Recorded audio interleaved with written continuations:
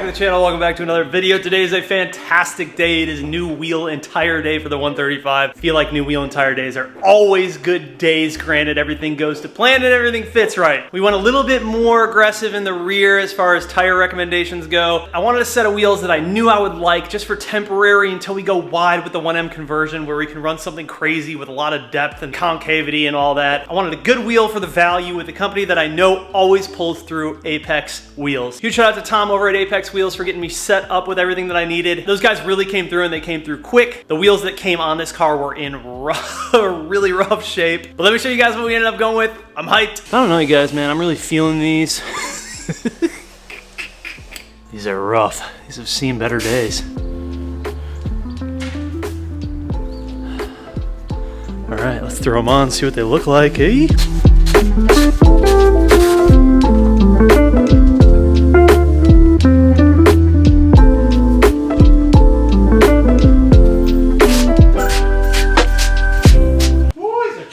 So typically guys are doing 265/35. I think we're gonna be okay. In fact, I think we're gonna be freaking flawless, but I ended up doing a 265/40 because you know your boy likes that chunk. I wanted as much meat as I could possibly get out of it in the rear. So in the rear, I ended up doing 18 by 9.5 with an offset of 58. And then I ended up doing 265/40, 18. And then in the front, I ended up doing an 18 by 8.5 with an offset of 45, and I'm running a 235/40. So I wanted to keep it 40 all the way around. I just like the way that that looks better. I know the sidewall dimensions are only a percentage of the width. I know how all that works, but every time I do Michelins and I do PS4Ss, it always just looks weird to me when I have a 35 and a 40. So Apex is like, well, most guys do 35 in the back. I'm like, well, I'm just gonna go for 40 and see what happens. But I think we made the right call, dude, because it already is looking way better. So for the front, we might have to run a 5mm spacer. Huge shout out to Apex, dude, for sending out spacers as well.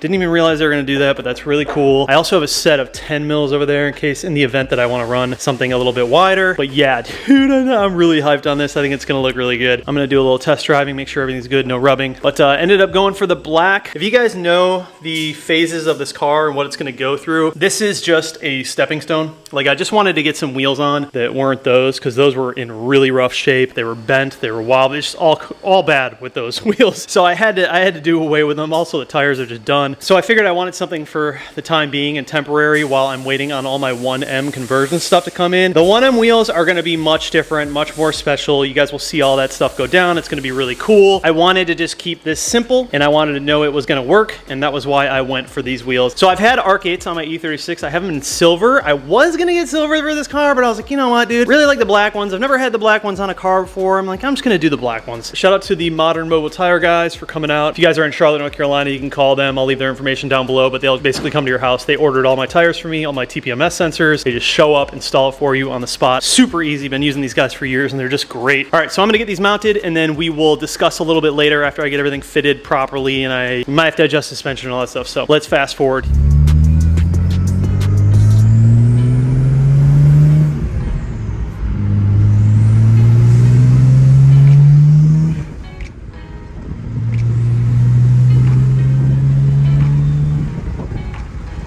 New floor mats are basically like a brand new car. It's looking phenomenal. I mean, I don't know about you guys, but this looks pretty damn good.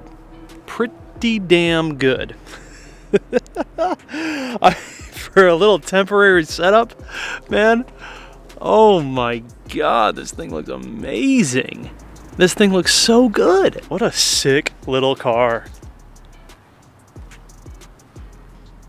Chunkers, chunky boys on the back. I don't know. I think this looks so freaking good. All right, so if you want to run this setup with the 40 sidewall in the rear, you're going to have to roll the fenders a little bit, or at least I did. Right now, the fitment on it is really good. So when I first threw these on, it was rubbing just slightly in the left rear. So I went to the shop. We adjusted the suspension a little bit because it was a little bit too low in the back, and then I actually brought down the front a little bit more. And then I actually took a crack at rolling fenders for the first time. So I actually actually rolled the rears myself with the little roller tool that they had there. Pretty easy, just a little bit of heat, took my time with it, but now it is perfect. I threw it into some corners real hard, no rubbing, everything is solid, and I think it looks really freaking good. And I think that overall the fitment is like literally perfect. It's not super duper slammed, but there's no gap between the tire and the fender, so it looks really, really nice and flush. But it's also like economical. Like you could totally drive this around and not hit front on anything. You've still got like 5 inches from the bumper, so this is really easy for me to drive around on. The front fenders on this car were already rolled previously, so I didn't have to worry about that. I've actually got plenty of room to tuck in here. The car goes in for an alignment tomorrow, so it'll be even more dialed in. Technically, I could probably run like a 10 or a 15 mil spacer up front, but I'm not sure what that would do in terms of turning in and hitting fender wells. So with the 5 mil, it's perfect. I have plenty of room. I don't have to worry about any rubbing, and I can just drive and enjoy the car. And dude, the rear looks so good. The 40 sidewall is just super chunky. I love the way it looks. It reminds me a lot of like my M2 fitment. I think I had 40s on that as well, and it just turned out really, really good. But yeah, if we look at the actual fitment, it is close, baby, but we've got room. After I rolled the fender, I realized, yeah, we could even go lower if we wanted to, but I really don't think it's necessary. Like, this is a very, very clean and simple setup. I'm really not into like overly slamming cars, and as long as I have zero rubbing, I'm happy with it. I just don't want to be hitting stuff, and I don't want to be rubbing. Those are the two things that are most important to me. So yeah, I had the ARC 8s on the E36 in silver. I've never had them in black. That was kind of why I wanted to try them out in black. But really what it came down to, you guys, is I just wanted something simple. I just wanted a clean, temporary setup for now until we get into the 1M conversion. And a quick update on the 1M conversion, I ordered all of my parts from BMW today, and all of them, minus the rear quarters, should be in within the next 7 days. Before we go all in on the 1M kit, however, I wanted to do this build a little bit differently. One of the partners on the channel sent out the replica 1M front bumper for stock body and the replica 1M rear bumper for stock body. So I'm actually going to have those painted and throw those on the car to give you guys an idea of how you could modify a stock body 135. I figure if anything, it'll give us a little more content to go through, and also just another representation of how this car could look with all the stock body 1M replica stuff. In terms of wheels on stock body, you're obviously pretty limited, which is why I just went for a really simple setup. I know that when we do the actual 1M conversion, we're going to be a little more crazy with that setup. Obviously, the width is going to be way wider. That will be a much more aggressive and, I guess, unique setup. Something like this is not going to be for everyone. It's a very basic and simple setup, but at the same time, sometimes the most basic and simple setups just work. The E36 M3 setup was very simple and basic, and it just worked. It's kind of just what I've been leaning towards lately and what I've sort of preferred. So if you guys remember, the first Apex wheels that I ran on this channel were on the M2. I ran the FL5s. And then we ran the ARC 8s in silver on the E36 M3. And then, of course, if you guys remember the 340, we ran a set of black VS5 RSs on that car. And then most recently, of course, on my M4 GTS, I also ran a set of VS5 RSs, but this time in 19. So if you're wondering why enthusiasts like myself and so many of us run the Apex wheels as if we don't know that there's any other wheel brand that exists out there, honestly, it's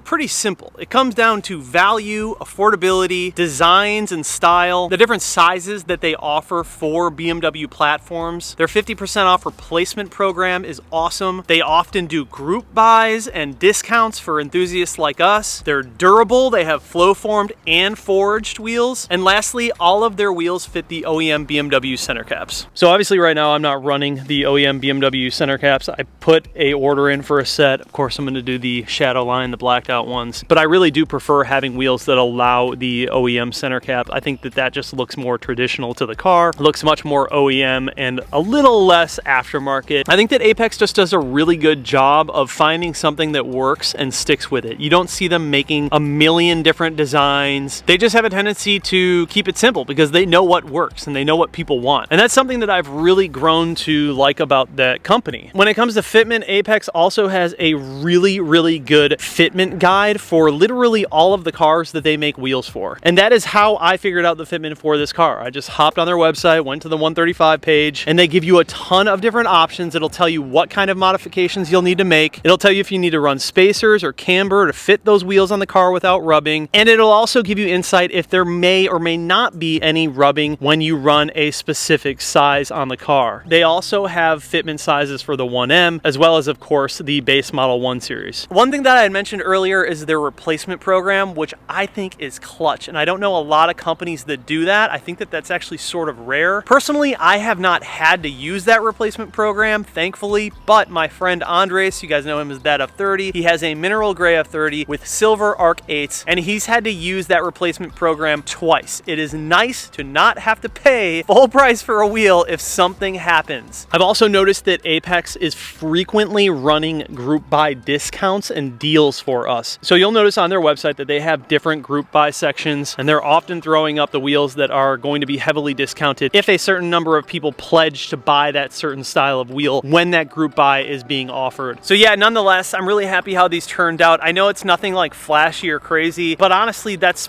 why I like them. Anyways, you guys, a huge shout out to Tom and everybody else over at Apex Wheels. If you guys are interested in buying a set of Apex wheels, I'll have them linked down below. But thank you guys so much for watching the video. This build is going to be changing dramatically, but I hope you guys have enjoyed it so far. I'll see you in the next one. Peace.